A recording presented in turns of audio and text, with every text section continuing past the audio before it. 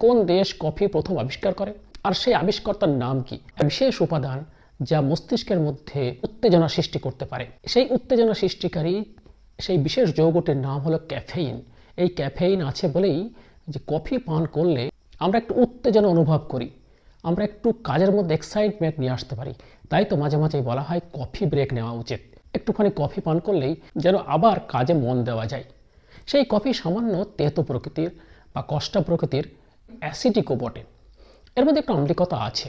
সেই কফি কি করে সৃষ্টি হলো, অর্থাৎ কোন দেশ প্রথম সৃষ্টি করেছে, এটা প্রথম কোথায় পাওয়া যেত, এই নিয়ে আজ আমরা বিস্তারিত আলোচনায় যাচ্ছি। কিভাবে সেটা আমাদের ভারতবর্ষে এলো, ইংরেজিতে সেটি কবে এসেছে, অর্থাৎ ইংরেজি শব্দকোষের মধ্যে এই কফি শব্দটি কবে এসেছে। কফি প্রথমেই পাওয়া যেত মধ্য এশিয়ার ইয়েমেনে, এটি সুফিরা ব্যবহার করত। তবে কথিত আছে যে এই কফি সুফিরা প্রথম নিয়ে আসে আফ্রিকা থেকে, অর্থাৎ আফ্রিকার সোমালিয়া এবং ইথিওপিয়ার যে কোস্টাল এরিয়া আছে, সেই কোস্টাল এরিয়াতে কফি পাওয়া যেত।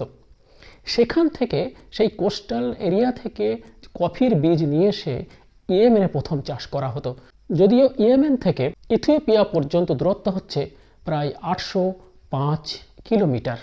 সেই দূরত্বের মধ্যে সেই ইথিওপিয়া থেকে কফির বীজ নিয়ে এসে সেই ইয়েমেনে চাষ করা হতো। সেই কফির সবুজ বীজকে রোস্ট করে তাকে গুঁড়ো করে যে পাউডার তৈরি হয়, সেই পাউডারই কফি পাউডার হিসাবে বাজারে বিক্রি হয়। সেই কফি চাষ ধীরে ধীরে পুরো আরাবিয়ান কান্ট্রি এবং ইউরোপ এবং এশিয়ার মধ্যে ছড়িয়ে পড়ে। বর্তমানে প্রায় 35% যে কফি উৎপন্ন হয় সারা পৃথিবীতে, উৎপন্ন হয় ব্রাজিল থেকে। অর্থাৎ প্রথম যে কফি উৎপাদনকারী দেশ হিসাবে আমরা ব্রাজিলকেই চিনব। তারপরে আছে কলম্বিয়া এবং আছে ভিয়েতনাম। এখানে প্রচুর পরিমাণে কফি চাষ হয় এবং যারা কফি চাষ করে তারা প্রায় বেশিরভাগটাই আছে দারিদ্র সীমার নিচে। তাদের কথা প্রায় কেউই ভাবে না, অর্থাৎ এরা অত্যন্ত হত দরিদ্র মানুষ। যে দেশেই কফি চাষ হয়, কফি চাষকারী সেই সব মানুষগুলো হচ্ছে অত্যন্ত গরিব প্রকৃতির। তবে এই কফি শব্দটি কি করে এলো? অ্যাকচুয়ালি কফি শব্দটির প্রথম উৎপত্তি হচ্ছে একটি অ্যারাবিক শব্দ থেকে। সেই অ্যারাবিক শব্দটি হচ্ছে কাহওয়া।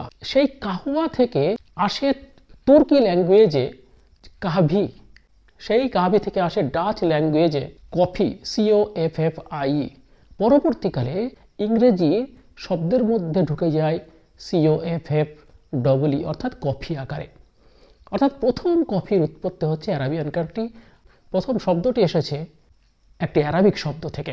সেই কারণে এই কফিকে খ্রিস্টানরা ঠিকঠাক ব্যবহার করতো না, এটাকে তারা মুসলিম কফি বলেই চালাতো, তাই তার জন্য একটা নিষেধাজ্ঞা আরোপ করা হয়।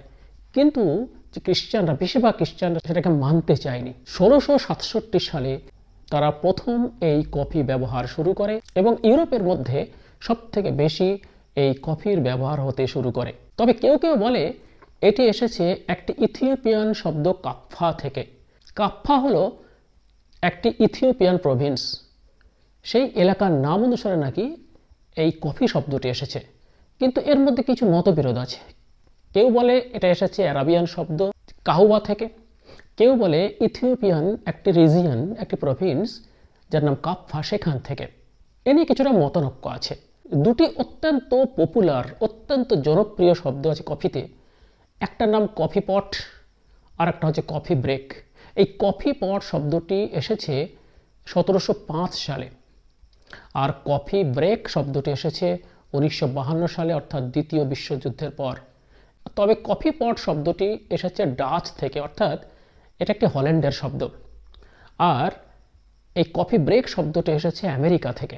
তবে এখন সারা পৃথিবীতে এই কফি পট এবং কফি ব্রেক শব্দটি অত্যন্ত জনপ্রিয়ভাবেই ব্যবহৃত হয়। একটা কাজের ফাঁকে আমরা চটপট একটু বলেই বসেই থাকি যে কফি ব্রেক। এছাড়াও রয়েছে কফি হাউস, যেখানে মানুষ গিয়ে একটু আড্ডা মারতে পারে এক কাপ কফি পান করতে করতে। এর একটা বেশ জনপ্রিয়তা আছে। এখন প্রায় সারা পৃথিবীতে প্রতিটা ঘরে ঘরেই এই কফির একটু ব্যবহার আছে, কারণ এই কফি একটু উত্তেজনা সৃষ্টি করতে পারে। তার মধ্যে আছে ক্যাফেইন আছে বলেই। সেই ক্যাফেইন সেন্ট্রাল নার্ভাস সিস্টেমকে একটু এক্সাইটেড করে দিয়ে কাজের মধ্যে একটু উত্তেজনা আনতে পারে। এখন আসা যাক এই কফি প্রথম কে আবিষ্কার করে, সেই ব্যক্তির নাম কি। তবে ইতিহাস খুঁজলে পাওয়া যায় শেখ ওমর নামে একজন, তিনি এই কফি প্রথম আবিষ্কার করেন। শেখ ওমর একজন এমন লোক ছিলেন যিনি প্রেয়ার করে, অর্থাৎ প্রার্থনার মাধ্যমে, ঈশ্বরের কাছে প্রার্থনার মাধ্যমে, আল্লাহর কাছে প্রার্থনার মাধ্যমে মানুষের রোগ সারাতে পারতেন।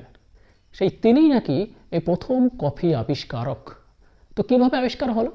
শেখ ওমরকে একসময় ওই ইয়েমেনের মোখা থেকে নির্বাসিত করা হয় আফ্রিকার পাহাড়ি অঞ্চলে। যেখানে তাকে নির্বাসিত করা হয় সেখানে সেরকম খাবার দাবার ছিল না। তিনি অত্যন্ত ক্ষুধার্ত, কি খাবেন?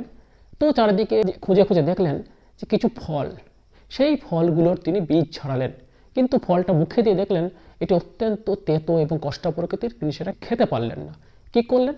সেই ফলের বীজ ছাড়িয়ে বীজটাকে পোড়ালেন, যে পুড়িয়ে গুঁড়ো করলেন, গুঁড়ো করে তাকে বয়েল করলেন। বয়েল করার পরে একটা ব্রাউন নির্যাস বেরোলো, একটা বাদামি বর্ণের নির্যাস বেরোলো। সেই নির্যাসটা পান করে একটু এক্সাইটেড হলেন এবং তার ক্ষুধা নিবারণ হলো এবং তার মনের মধ্যে একটা উত্তেজনা আসলো। সেই হিসাবেই প্রথম আবিষ্কারক এর নাম হিসাবে শেখ ওমরকেই বলা হয়।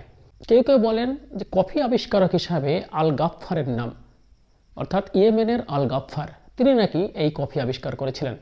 আবার কেউ কেউ বলেন মুহাম্মদ বিন সাদ কফি আবিষ্কার করেছিলেন। অর্থাৎ অনেক মতানৈক্য থাকলেও শেখ ওমরের নামই প্রথম উঠে আসে এই কফি আবিষ্কর্তা হিসাবে। অর্থাৎ কফি কোথায় পাওয়া গেছিল, কিভাবে এলো, কে আবিষ্কার করলেন, আমরা সেটা আলোচনা করলাম। এখন ভারতবর্ষে কফি কিভাবে এলো সেটা একটু দেখে নেওয়া যাক। ইয়েমেনের বাবা বুদান নামে একজন সুফি ছিলেন।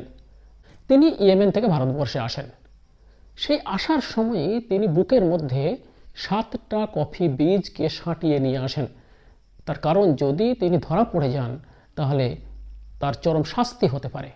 সেই হিসাবে তিনি অত্যন্ত গোপনভাবে, প্রায় চুরি করেই 7টা কফি বীজকে বুকের মধ্যে সাঁটিয়ে নিয়ে ভারতবর্ষে আসেন। সেই কফি বীজ